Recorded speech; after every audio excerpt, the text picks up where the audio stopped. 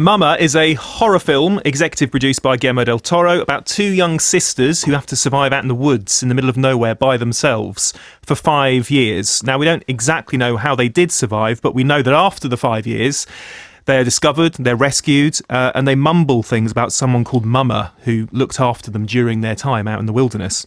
And the girl's uncle and aunt, played by Nikolai Coster-Waldau, who you know from Game of Thrones, Jamie right? Lannister from Game of Thrones, and Headhunters, of course, yes. And Jessica Chastain, who plays the aunt. They take them in, and they move them into a big new house.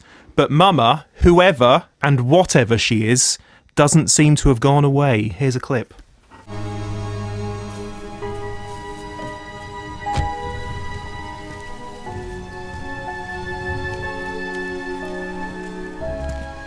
Hey, girls.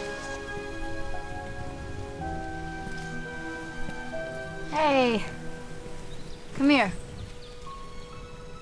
Mama. No, don't call me that. I'm not your mom. I'm Annabelle. You can call me that. Or Annie, or whatever you like. We could work it out together, right?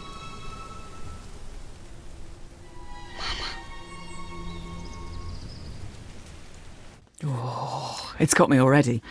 I mean, a lot of it is horror by numbers. Yeah. And actually, just in the last couple of years, you might have seen things like Sinister and Insidious and The Awakening, which have similar things going on. The usual things, people moving to a new house with a dark, mysterious past, and I always like odd kids doing weird crayon drawings. I quite like a sort of nursery rhymes. Nursery rhymes with a swing, a rusty swing, mysterious scurrying footsteps Yeah. at night. All those things are in there, so it's familiar territory. However, that's not to say that going through the motions isn't entertaining, because Jessica Chastain is great in this. All gothed up. She's got black wig, black eyeliner, tattoos. Complete chameleon actress, really. Doesn't look anything like how we've seen her in other films. And much of the film is about her transformation from being this cold-hearted auntie figure to being a loving mother figure to these two girls that she has to bring up. So it's not just about the horror stuff, it's also about her personality as well.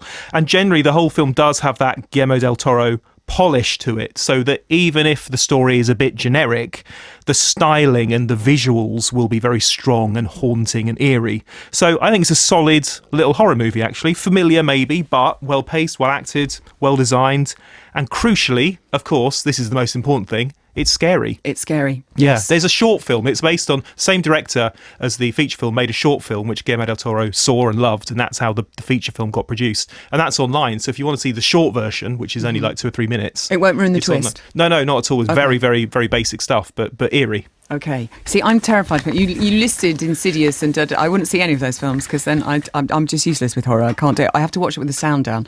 It is one of those genres that really, it's You love or hate, You can don't you? praise a horror film up to the hilt, but ultimately, if someone doesn't like horror films, they're never going to go and see it. Also, it's that are whole they? thing with when you're a mother and you have kids, the Yeah. whole children being in trouble. Oh, I can't do it.